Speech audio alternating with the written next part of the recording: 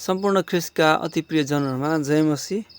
म आज शास्त्री अनि फरिसीहरूको विषयमा केही कुरा तपाईहरुको बीचमा प्रस्तुत गर्न गइरहेको छु। फरिसीहरू नयाँ करार कालमा यहुदी धर्मको दुई मुख्य दलहरूमध्ये एउटा फरिसीहरूको दल थियो र अर्को सदुकीहरूको दल थियो।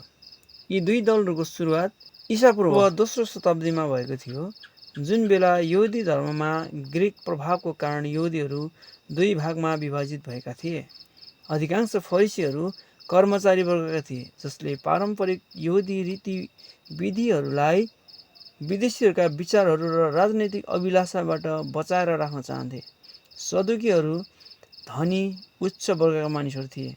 तिनीहरूको उद्देश्य यहुदी परम्परा पालन गर्नु थिएन, यहुदी समाजको धार्मिक र सामाजिक ढाँचालाई प्रयोग गरेर नियन्त्रण गर्ने अधिकार आफ्नो हातमा लिनु मात्र थियो।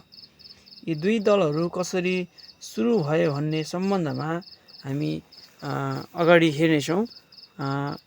नयाँ करारको समयमा यहुदी धर्ममा सदुकी र फरिसी नामका दुई मुख्य दल थिए। यी दुई दलको आरम्भ ईसापूर्व दोस्रो शताब्दीमा भएको पाइन्छ। यो समयमा यहुदीहरूमा ग्रीक प्रभाव पर्न थालिसकेको थियो।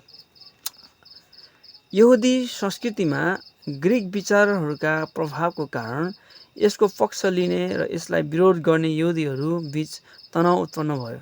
जब यी दुई दलमा मतभेद बढ्दै गयो, तब ग्रीक शासक एन्टिओकस एपिफानेसले, जो त्यस समय सिरियामा थिए, तिनले यहुदी धर्मलाई नाश गर्ने अभिप्रायले त्यस स्थितिमा भएको यरुसलेममाथि आक्रमण गर्ने कोसिस गरे। यहुदीहरूले मक्काबी वा हास्मोनियनहरू नामक एक यहुदी राजकीय परिवारको नेतृत्वमा अर्खिलाउसको विरोध गरे र 3 वर्षसम्म युद्ध गरेपछि फेरि धार्मिक स्वतन्त्रता प्राप्त गरे। ईसापूर्व 165 जब मक्काबीहरूले लडाईँ गरी राजनैतिक स्वतन्त्रता पनि हासिल गर्ने कोसिस गरे, तब कट्टर धार्मिक यहुदीहरूले यसको विरोध गरे। तिनीहरूले मक्काबीहरूको राजनैतिक अभिलाषाको त्यसरी नै विरोध गरे जसरी तिनीहरूले ग्रीक राजनीतिद्वारा यहुदी संस्कृतिमा हस्तक्षेपको विरोध गरे। यी दुई दलहरू नै पछि गएर सदुकी र फरिसीमा परिणत भए। सदुकीहरूले राजनैतिक कुराहरूका साथसाथै धार्मिक कुराहरूमा पनि रुचि लिन्थे, तर फरिसीहरू भने धार्मिक स्वतन्त्रतामा नै सन्तुष्ट रहन्थे।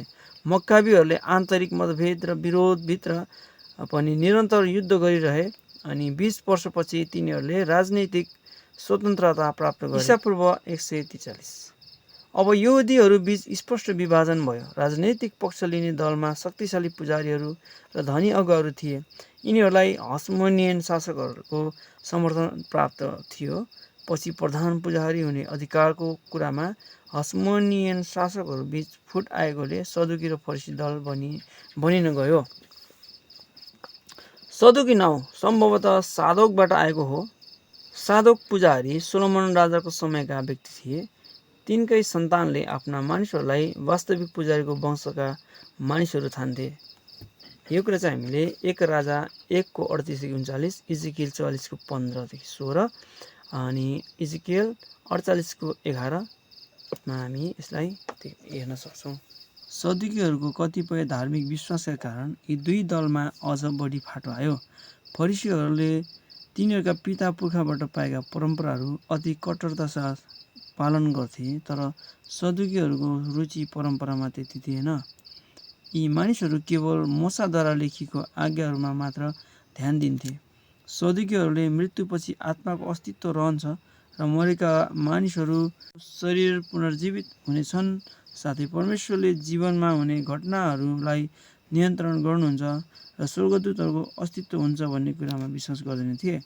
तर फरिसीहरूले यी सबै कुरामा विश्वास गर्थे।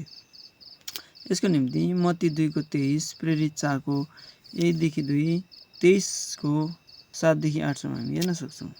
यद्यपि फरिसीहरूले सदुकीहरूलाई मन पराउँदैनथे, तर पनि येशूलाई विरोध गर्नको निम्ति तिनीहरू तुरुन्तै सदुकीहरूसँग मिले। मत्ती 16 को 1-4 मा यो घटना हामी थाहा पाउँछौँ। 22 को 15 मा पनि र 23-34 मा पनि। येशूले सदुकी र फरिसीहरूको धुर्त्याएको निम्ति तिनीहरूको कडा भर्त्सना गर्नुभयो। यो कुरा चाहिँ हामीले मत्ती 16 को 6 अनि 12 मा भेटाउँछौँ। नयाँ करारको समयमा धेरैजना पुजारीहरू जो अगुवाहरू थिए तिनीहरू सदुकी थिए। तिनीहरूलाई यहुदीहरूको उच्च वर्गका मानिसहरूको सहयोग प्राप्त थियो। प्रधान पुजारी जो महासभाको पुजारी थिए तर तिनी एक सदुकी थिए। तिनीद्वारा नै तिनको निकट सहयोगी सदुकीहरूले महासभामा धेरै अधिकारहरू प्रयोग गर्थे। यो कुरा चाहिँ हामीले प्रेरित 4को 1देखि 3मा हामी भेटाउँछौँ अनि 5को 17देखि 21मा पनि हामी भेटाउँछौँ। सदुकीहरू विशेष रूपले सुरुका क्रिस्चियनहरूका शत्रु थिए। यसका मुख्य 2 कारणहरूमध्ये पहिलो, प्रेरितहरूले महासभालाई अन्याय गरेको दोष लगाउनु भनेको त्यसका शासक सदुकीहरूलाई दोष लगाउनु सरह थियो। यो कुरा चाहिँ प्रेरित 4को 5देखि 10सम्म हामी भेटाउँछौँ, 5को 27देखि 28 पनि। दोस्रो कारण, मण्डली जसरी द्रुत गतिमा वृद्धि हुँदै गइरहेको थियो त्यसको आधार पुनरुत्थानकै घटना थियो, जुन कुरालाई सदुकीहरूले इन्कार गर्थे। यो कुरा प्रेरित 4को 1देखि 2, 10 अनि 17मा पनि हामी भेटाउँछौँ। सदुकीहरूलाई साधारण जनताको सहयोग धेरै कम मात्रामा प्राप्त थियो। यसकारण तिनीहरू यदि आफूले क्रिस्चियनहरूसित कठोर व्यवहार गरे विद्रोह चम्कने छ भनी डराउँथे। प्रेरित 4को 2, 17, 21, 5को 17, 26 यो कुरा चाहिँ त्यहाँ हामी भेटाउँछौँ। फरिसीहरूले ख्रिस्टको विरोध गरेपछि मात्र सदुकीहरूले सभाघरमा क्रिस्चियनहरूप्रति आफ्नो शक्ति प्रयोग गर्न सक्थे। प्रेरित 6को 12देखि 15, 7को 58, 8को 1, फिलिप्पी 3को 5देखि 6 हामी यो कुरा भेटाउँछौँ। रोमीहरूद्वारा ईस्वी सन् 70मा यरुसलेम र मन्दिर नष्ट भएपछि सदुकीहरूले आफ्नो पुजारीपन हराए। यो पुजारीपन तिनीहरूको निम्ति अति महत्त्वपूर्ण थियो किनभने यसमा नै तिनीहरूको अस्तित्व थियो। अतः यसको केही समयपछि यो दल हराएर गयो। जय मसीह।